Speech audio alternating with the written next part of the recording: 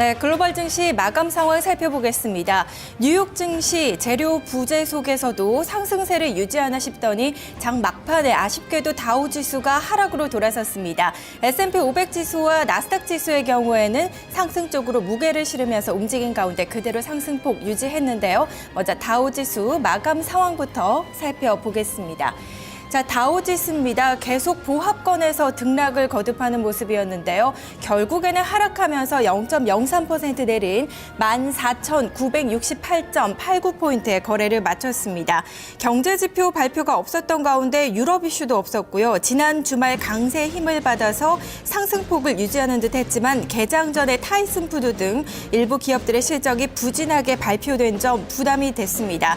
다만 미국의 고용 선행 지표가 지난 3월에 6개월 만에 하락한 데 이어서 이달은 한 달 만에 다시 상승 전환하면서 고용 회복에 대한 기대감이 커지고 있는데요. 컨퍼런스 보드에서는 4월 고용지수 추세가 전월 대비 0.1% 상승했다고 밝힌 점 지수 낙폭을 제한하는 요인이 됐습니다. 자, 다우지수 내에서 상승한 업종과 하락한 업종이 혼재되는 모습이었는데요. 어떤 업종이 오르내렸는지 살펴보도록 하겠습니다. 자, 상승한 업종 금융과 산업재, 에너지, 기초소재주들입니다. 각각 강보합권 수준에서 움직인 가운데 하락한 업종들 좀 살펴보신다면 통신주들이 부진했습니다. 그리고 IT주들도 0.5% 낙세에서 마무리가 됐다는 점 확인해 볼 수 있습니다. 자, 종목들도 보겠습니다. 대부분의 종목들이 상승과 하락, 중간쯤 위치해 있는 모습이었는데요. 상승을 이끈 종목 홈디포, 그리고 유나이티드 헬스케어, 뱅크 오브 아메리카, JP 모건 체이스 등이 포함이 되어 있었습니다. 이 가운데서 뱅크 오브 아메리카의 경우에는 오늘 재료가 있었습니다. 뉴욕주 연방검찰로부터 모기지 합의 불이행으로부터 제소 위기에 처해 있다는 소식이 전해졌는데요. 하지만 뱅크 오브 아메리카와 미국 1위 채권 보증업체인 MBIA가 수년간 모기지 대출 채권 법정 싸움을 마무리하고 170억 달러로 합의했다는 소식 긍정적으로 작용이 됐습니다. 뱅크 오브 아메리카 1시 넘어서 상승폭을 부쩍 늘리는 모습이었는데요. 5.23% 상승으로 마감이 되면서 12달러 88센트를 기록을 했습니다. 미국 1위 채권 보증업체인 MBIA는 주가 40% 급등한 채로 마감이 됐습니다.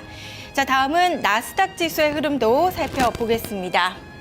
자, 뉴욕 증시 내에서 나스닥 지수 오늘도 가장 큰 폭의 상승세를 보여주는 모습이었습니다. 미국 고용지표 상승의 호재가 이번 주 내내 지속될 수 있을 것이라는 기대감이 나스닥 지수에 반영이 되는 모습이었는데요. 0.42% 상승하면서 3,392.97포인트에 마무리가 됐습니다. 조금씩 장중 고점 높여가는 모습으로 장중에는 장중 고점 찍은 이후에 장 마감에는 오름폭 조금 축소된 채로 마감이 됐다는 점 확인해 볼 수 있습니다.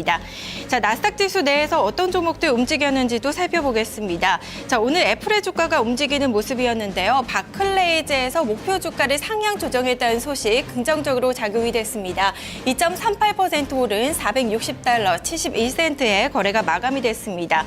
오늘 구글도 긍정적인 모습이 기록이 되는데요. 구글의 경우에는 오늘 처음으로 860달러 넘어서는 모습이 기록이 됐습니다. 861달러 55센트에서 마감이 되는 모습이었습니다.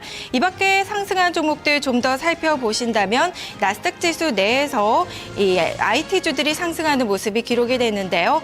자, 종목들 흐름 몇몇 종목들 더 살펴보도록 하겠습니다. 시리어스 XM 라디오가 1%대 상승하면서 하루 만에 다시 반등하는 모습이 기록이 됐습니다. 이 밖에 마이크로소프트가 상승했고요. 마이크론 테크놀로지, 오라클, 애플까지 주가 상승했다는 점 확인해 볼 수 있습니다. 자, 다음은 S&P 500 지수의 흐름도 살펴보겠습니다. S&P 500 지수 장 초반부터 꾸준하게 오르는가 싶더니 장 막판에 오름폭 줄인 채로 마감이 되면서 강보합 수준 기록했습니다. 0.19% 상승한 1617.50포인트를 기록했습니다. 자, S&P 500 지수 내에서 움직였던 종목들도 좀 살펴보실 텐데요. 자, 은행주들이 상승했습니다. 뱅크 오브 아메리카 앞서서 다우지수 내에서도 살펴보셨죠? 5%대 상승이었고, 그리고 자동차주인 포드가 상승했습니다. 1.88% 오름세가 기록이 됐습니다. 마이크로소프트가 0.78% 오르는 모습이었고요. 은행주와 기술주, 자동차주들이 대체로 선전하는 모습 기록이 됐습니다. 자, 다음은 유럽으로 가보겠습니다. 유럽 증시의 경우에는 단기 상승한 데 따른 차익 실현 매물이 출회가 되는 모습이었습니다. 복합 구매 관리자 지수가 지지부진한 것으로 나타나면서 유럽 증시에는 부담으로 작용이 됐고요. 하지만 유럽 중앙은행 총재가 추가 부양책 발언을 시사하는 발언을 하면서 주가 장 막판의 낙폭을 조금 줄이면서 마감이 되는 모습이었습니다. 오늘 영국 증시의 경우에는 휴장을 했고요. 독일 증시의 흐름부터 살펴보겠습니다. 자, 독일 닥스 30지수의 흐름입니다. 40지수의 흐름입니다. 자, 0.13% 하락한 8,112.08의 거래가 마감이 됐습니다. 독일 증시의 경우에도 오늘 부진한 모습이 보여줬는데요. 계속 보합권에서 등락 거듭하면서 결국 약보합 수준에서 마무리가 됐습니다. 장중 저점 부근에서 마무리가 됐다는 점 확인해 볼 수 있습니다. 자, 닥스 30지수 내에서 어떤 업종과 종목들 움직였는지도 살펴보도록 하겠습니다. 유틸리티주 가장 부진했습니다. 2.2%나 낙폭이 기록이 됐고요. 산업재와 IT주들도 0.3에서 0.5% 하락했다는 점 확인해 볼 수 있습니다. 반면 낙폭을 제한했던 업종도 있었는데요. 기초소재주들 그리고 통신주들, 소비재주들이 소폭 상승하면서 낙폭을 제한하는 요소가 됐습니다. 자, 종목들도 좀 살펴보겠습니다.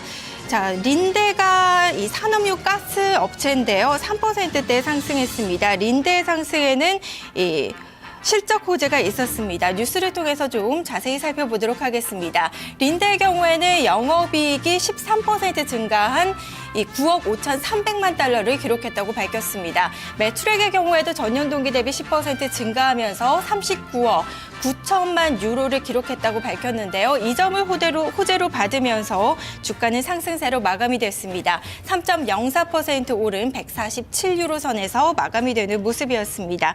이 밖에 독일 증시 내에서 이온의 경우에는 깊은 낙폭이 기록이 되는 모습이었는데요. 배당 감소 소식이 전해지면서 주가는 6%대 빠지는 모습 기록이 됐습니다. 이 밖에 주요 종목들 살펴보신다면 도이치텔레콤, 그리고 도이치뱅크, 도이치포스트, 티셴그루프 등이 1%대 상승세로 마감이 됐다는 점 확인해 볼 수 있습니다. 자, 다음은 프랑스로 넘어가겠습니다. 프랑스 캬크 40지수의 흐름 살펴보실 텐데요. 프랑스 증시 역시 오늘 하락세로 마감이 됐습니다. 0.15% 약세를 보이면서 3,907.04포인트를 기록했습니다. 프랑스 증시 내에서는 어떤 종목들 움직였는지 자세히 살펴보도록 하겠습니다. 자, 프랑스 증시 역시 차익 매물이 계속 출회가 되는 모습이었는데요. 그 중심에 있었던 종목들 좀 확인을 해보겠습니다. 골프 스웨즈가 1%대 낙폭을 보였고 프랑스텔레콤, 비벤디 역시 1% 안팎의 하락폭 보였다는 점 확인해 볼 수 있습니다. 반면에 낙폭을 제한했던 종목들도 있었는데요. 아르셀로미탈 0.5% 상승이었습니다. 악사 그리고 크레딧 아그리콜의 경우에는 0.4에서 0.6% 상승이었고요.